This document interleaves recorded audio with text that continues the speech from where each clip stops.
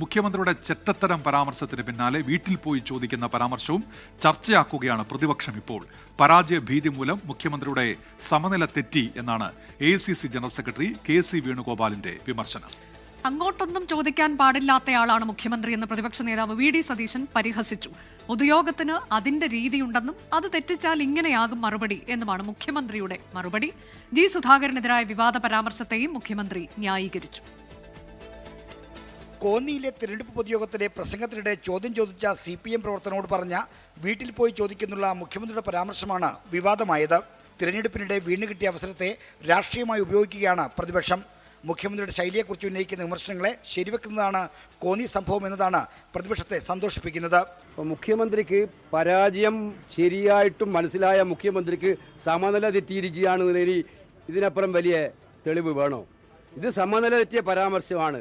കോന്നിയിലെ പൊതുയോഗത്തിൽ മുഖ്യമന്ത്രിയിൽ നിന്നുണ്ടായ പരാമർശം നേതാവിന് ചേർന്നതല്ലെന്നും UDF ചൂണ്ടിക്കാട്ടുന്നു. വീട്ടിലല്ല, ജനങ്ങൾ തെരുവിലിറങ്ങി നിങ്ങളോട് ചോദ്യങ്ങൾ ചോദിക്കും. നിങ്ങളെ കൊണ്ട് കേരളത്തിലെ ജനങ്ങൾ മറുപടി പറയിപ്പിക്കും.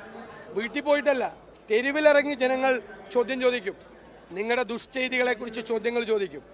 എന്നാൽ പരാമർശത്തെ ന്യായീകരിക്കുന്ന പ്രതികരണമാണ് മുഖ്യമന്ത്രിയിൽ നിന്നുണ്ടായത്. അങ്ങനെ ചോദ്യം ചോദിക്കാനല്ലോ പത്രസമ്മേളനമല്ലോ പൊതുയോഗം എന്ന് പറഞ്ഞാൽ. ഈ പത്രസമ്മേളനത്തിൽ നിങ്ങൾ ചോദിക്കുന്നത് എന്തുകൊണ്ടാണ്? ഈ പത്രസമ്മേളനം ആയതുകൊണ്ടല്ലേ. നിങ്ങളെല്ലാവരും വന്ന് എന്റെ പൊതുയോഗത്തിന്റെ മുമ്പിൽ ഇരുന്നിട്ട് ആളും ചോദ്യം ചോദിക്കൂ. അങ്ങനെ ചോദിച്ചാൽ കിട്ടുന്ന മറുപടി അത് തന്നെയായിരിക്കും.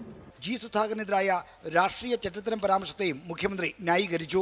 സുധാകരനെ ചെറ്റ എന്ന് വിളിക്കണം നിങ്ങൾ ആഗ്രഹിച്ചിരുന്നു, പക്ഷെ ഞാൻ വിളിച്ചിട്ടില്ല. ഞാൻ അദ്ദേഹത്തെ കുറിച്ച് പറഞ്ഞെന്താ? ചെറ്റത്തരമാണ്, രാഷ്ട്രീയ ചെറ്റത്തരം. ഈ ചെറ്റത്തരം എന്ന വാക്ക് എപ്പോഴാണ് ഇത്രമാത്രം അശ്ലീലമായി മാറിയത്, അല്ലെങ്കിൽ അൺപാർലമെന്ററി ആയത് എനിക്ക് മനസ്സിലാകുന്നില്ല. 24 തിരുവനന്തപുരം.